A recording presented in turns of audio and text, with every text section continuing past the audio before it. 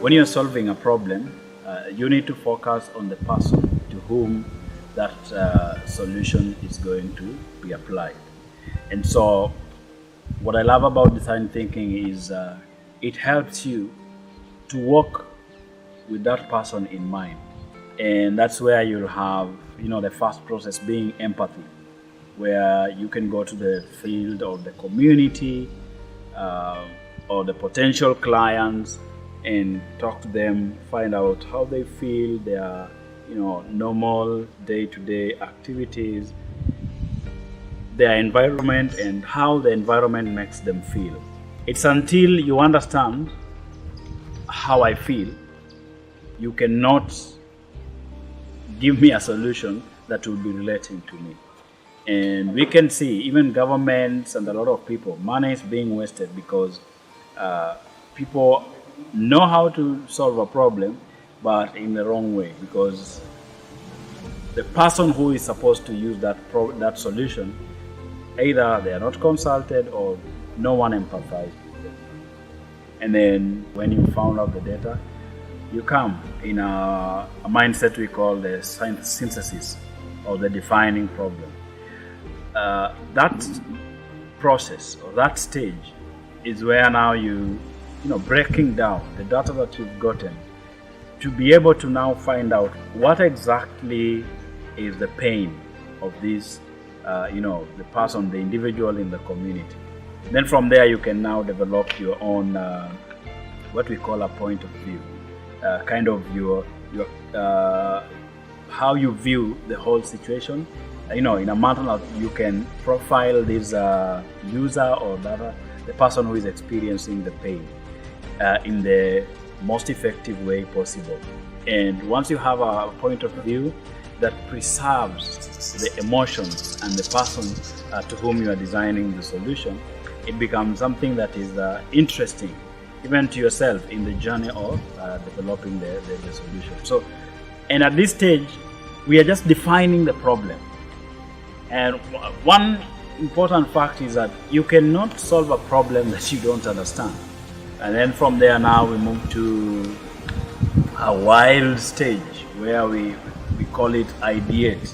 And you are just, moving around in the universe and trying to think about the possible solutions. And we normally say that at this stage there's no wrong answer. You just take one possible solution, add to the other, so that at the end of the day now, you will come to a point where now you can pick the best of all that. Also, you see, normally as we grow up, we don't normally allow room for mistakes. That's how we've been brought up. But you see, design thinking is a process where iteration is the norm. So you might fix at the fourth stage and realize, oh, I left something in the first stage.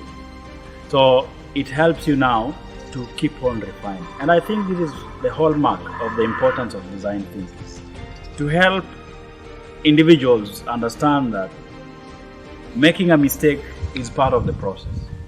And going back to the drawing board doesn't have to be something that is shameful.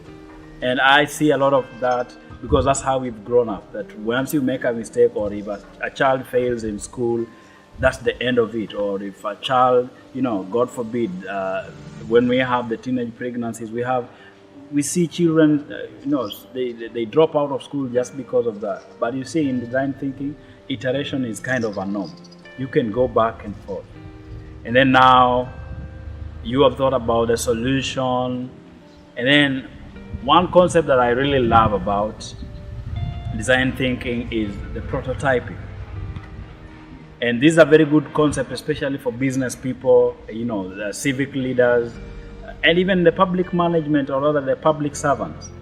So that it's not always when you come up with a solution that you have to implement it right off.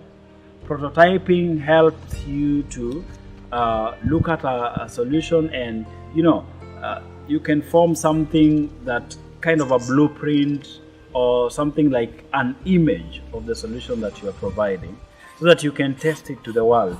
And then when you have tested it, if the community or rather the people you are providing it for, the clients, if they like it, that's good. But if they don't like or they give some feedback, you can go back and refine it. That's a very important skill, even for school-going children, for young people who are in colleges, jobless, and all those who are employed, and even business people. These are very good concepts for someone to be able to get. That to know that I can have a solution, however brilliant the idea is. But if we get a feedback that says you can improve on this, it helps you a lot. So this is a highly recommended way of thinking, a form of solving problems that I'll really, talk to anyone about it. Personally, it has helped me to grow my business. It is helping me in my leadership journey, and I would highly recommend to anyone, and especially the young people in our society.